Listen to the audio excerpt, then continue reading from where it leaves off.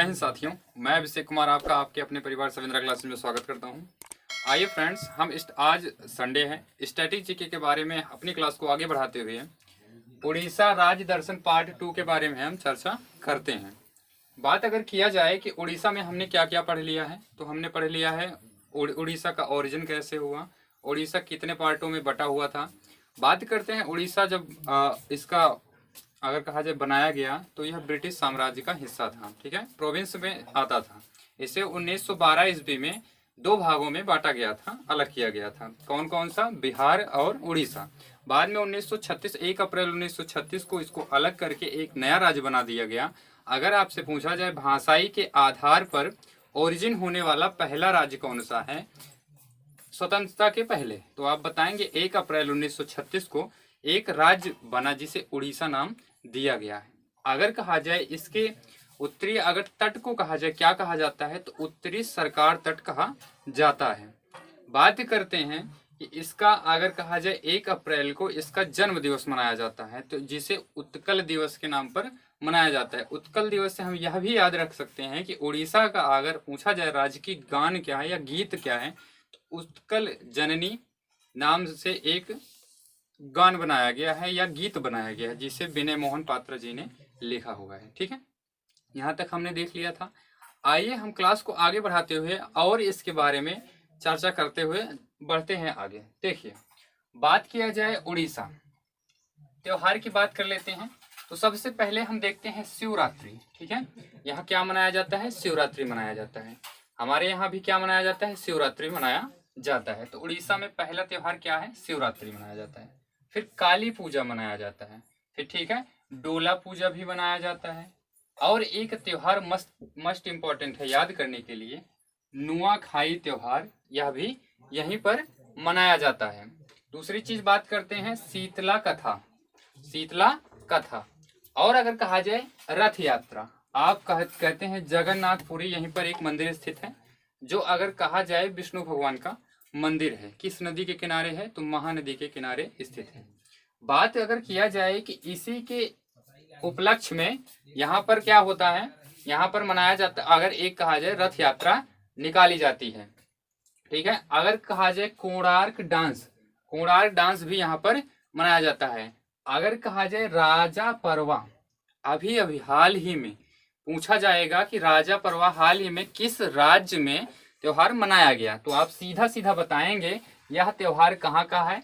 उड़ीसा का है। कहाँ मनाया गया? उड़ीसा में ही मनाया गया है। बात करते हैं पुरी यात्रा, यह भी एक यात्रा है। अधिकतम अगर आपसे पूछा जाए यात्रा, तो आप सीधा बताएंगे यह कहाँ का त्योहार हो सकता है? तो उड़ीसा का त्योहार हो सकता है। यात्रा पूछे तो अलग अलग हो सकता है, लेकिन अगर आपसे यात्रा पूछे तो आप सीधा बताएंगे यह कहाँ का है? उड़ीसा राज्य का है। आगे बात करते हैं लोक नृत्य। ठीक है, यहाँ का अगर कहा जाए, अगर लोक नृत्य की बात करें, ओडिसी यहाँ का क्लासिकल डांस है। और आगे बात कर लेते हैं छाऊ नृत्य। ठीक है, छाऊ नृत्य कहाँ का है? तो यह आप बताएंगे लोक नृत्य है, कहाँ का है? उड़ीसा राज्य का है।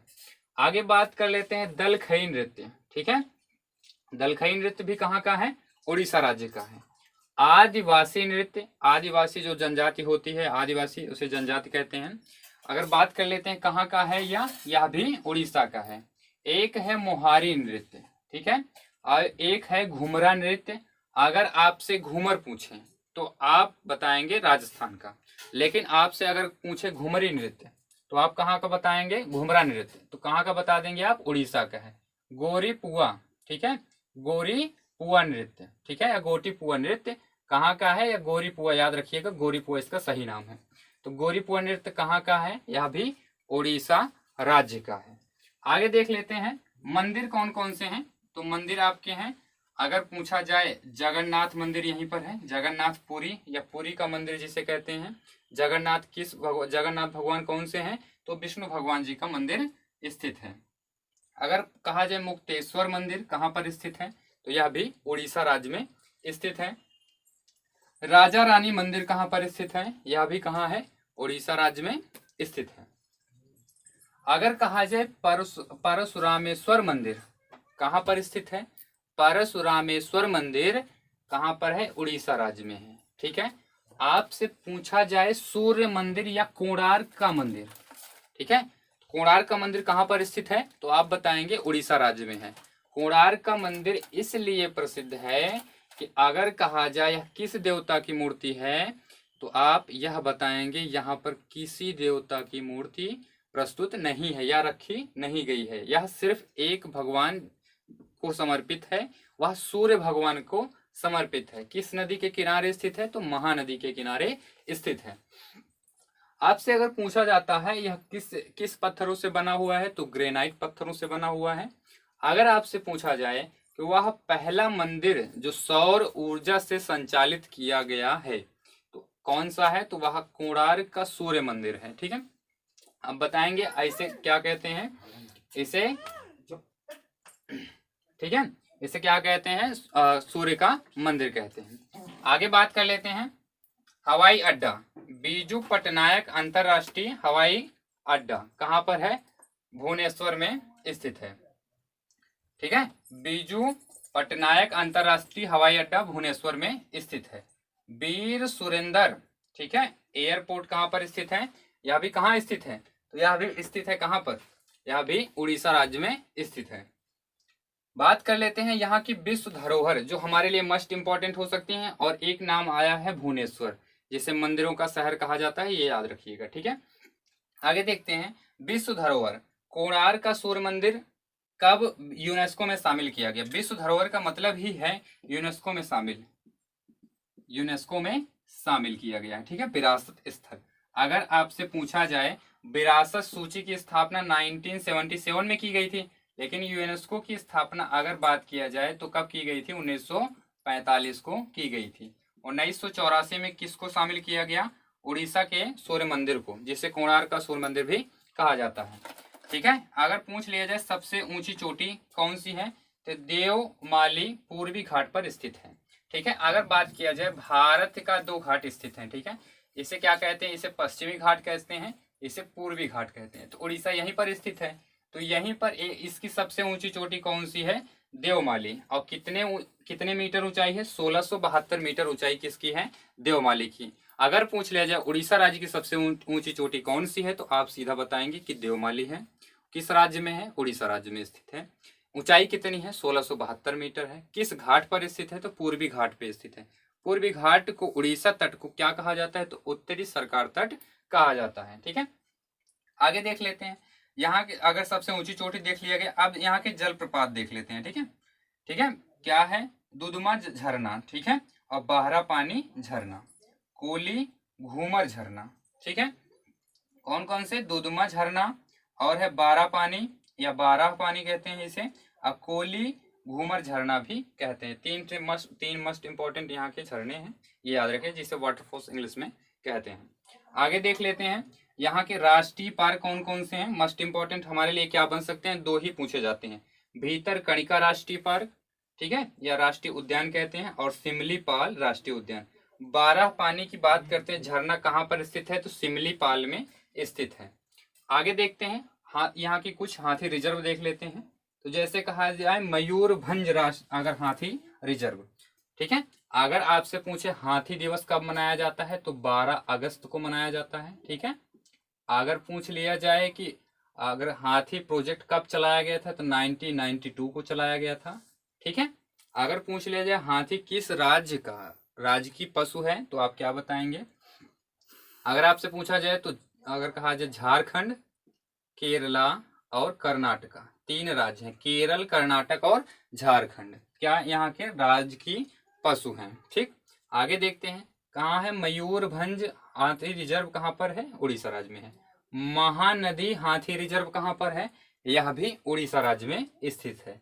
संभलपुर राष्ट्रीय उद्यान कहाँ पर है, यह भी उड़ीसा राज्य में है। लेकिन एक चीज आपसे पूछा जाए संभलपुर जो है यह किस नदी के किनारे स्थित है, तो आप क्या बताएंगे, यह महानदी के किनारे स्थित है।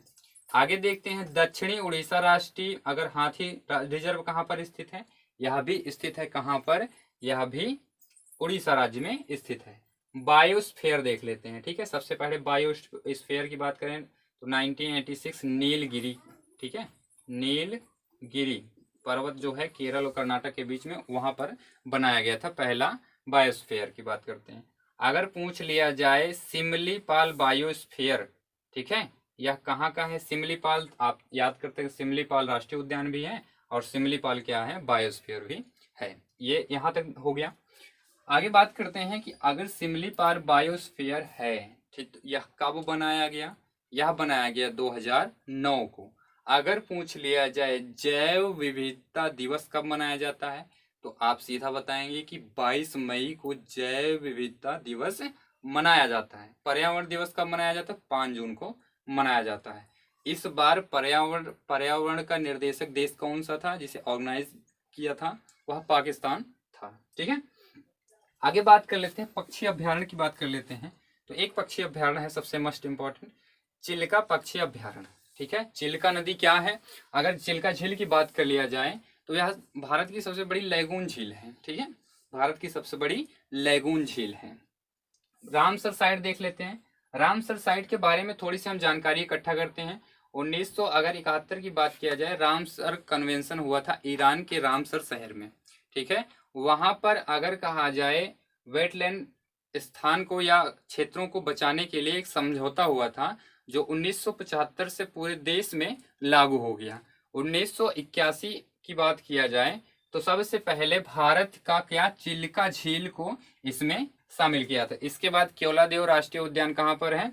यह स्थित है कहाँ पर? राजस्थान में। ये दो चीजों को पहली बार में शामिल किया गया था। रामसर साइट में कौन कौन से शामिल हैं उड़ीसा के? तो भीतर कणिका मैग्रोव वन है और दूसरा क्या है? चिल्का झील है। क्या है? चिल्का झील है। तो मोस्ट इंपॉर्टेंट जो जो क्वेश्चन थे आपके हमारे उड़ीसा से जो बचे हुए थे वो हो गए हैं। बाकी बचे हुए क्वेश्चंस जो आपके हैं वह कौन कौन से हैं? तो अभी कुछ इंपॉर्टेंट दिए गए हैं जिसे करंट अफेयर से संबंधित है। ठीक है, आइए फ्रेंड्स, उड़ीसा के करंट अफेयर में जो न्यूजें अभी हाल ही में रही हुई हैं उसको भी देख लेते हैं एक सरसरी निगाह में। आइए देखते हैं। अगर पूछ लिया जाए आशीर्वाद योजना किस राज्य की योजना है, तो आप सब कहेंगे किस राज्य की है? उड़ीसा की।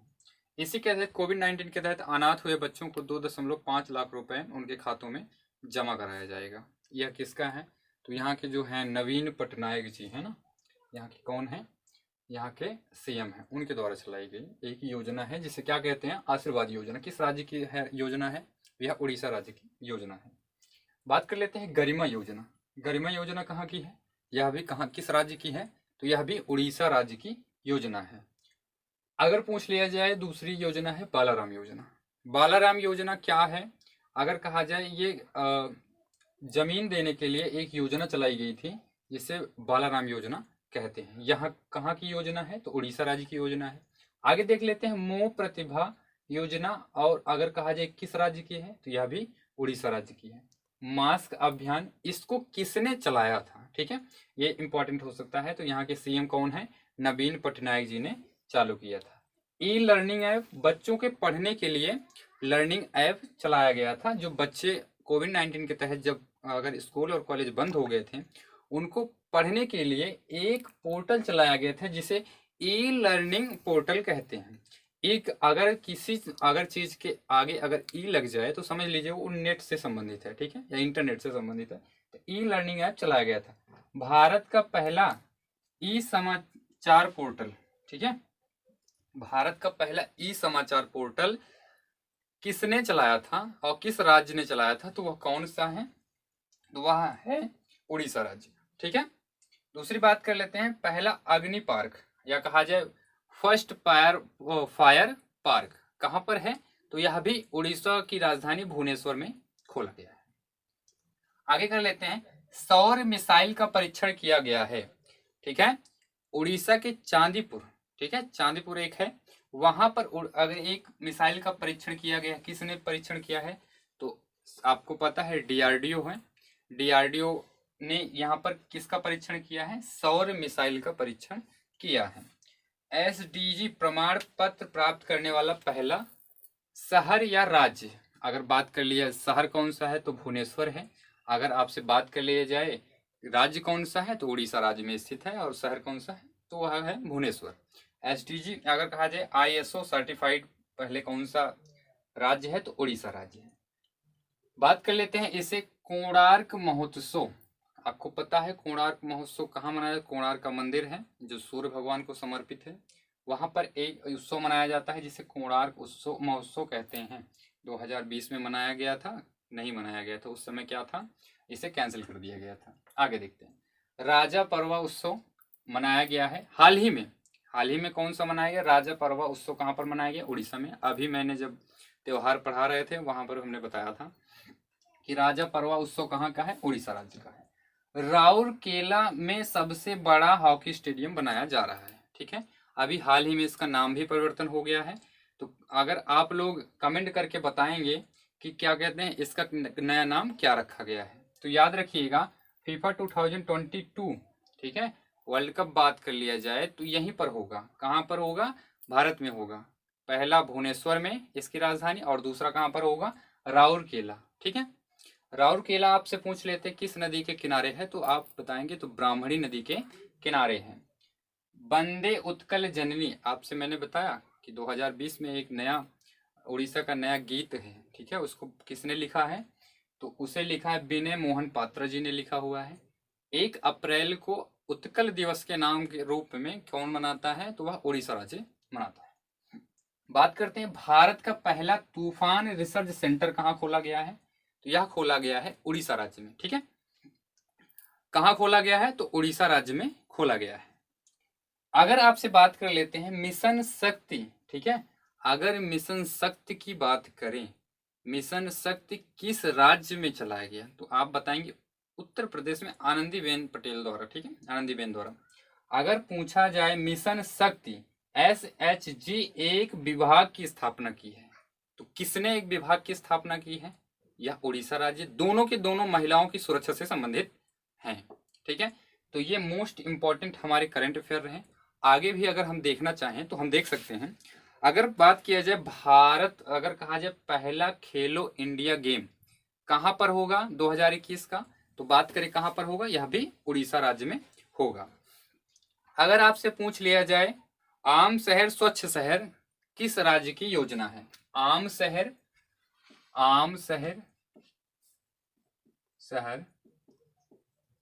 स्वच्छ शहर किस राज्य की योजना है? तो यह भी किसकी है? उड़ीसा राज्य की योजना है, ठीक है। आगे आपसे अगर पूछ लिया जाए ई लर्निंग ई पाठशाला ऐप हो गया। अगर पूछा जाए अगर गोबंधु योजना स्वास्थ्य के लिए थी, गोबंधु योजना किससे संबंधित है? तो आप क्या बताएंगे? यह भी एक स्वास्थ्य संबंधित योजना है। किस राज्य की है? यह भी उड़ीसा राज्य की है, ठीक है। तो यह मोस्ट इंपॉर्टेंट हमारे करंट अफेयर रहे उड़ीसा के बारे में। इससे उड़ीसा राज्य की सारी जो विशेष चीजें थी हमने उसको क्या कर लिया है? पढ़ लिया है, ठीक है। अगर रिवीजन करना चाहें तो हम अगले संडे को एक नई क्लास लेके पूरे के पूरे 2 राज्य हैं, कर्नाटक और उड़ीसा, ठीक है। अगर आप लोगों ने इसको शेयर और सब्सक्राइब करके, अगर कहा जाए लाइक और शेयर की संख्या ज्यादा से ज्यादा की या व्यूज ज्यादा हुई है, ठीक है, तो हम आपकी अगली क्लास जो है अच्छे से, अगर इसका रिवीजन, दोनों राज्यों का रिवीजन 1 या 2 घंटे में पूरा का पूरा करा देंगे, ठीक है। अगर आपको वीडियो पसंद आए लाइक शेयर सब्सक्राइब करना ना भूलें। जय हिंद, जय भारत।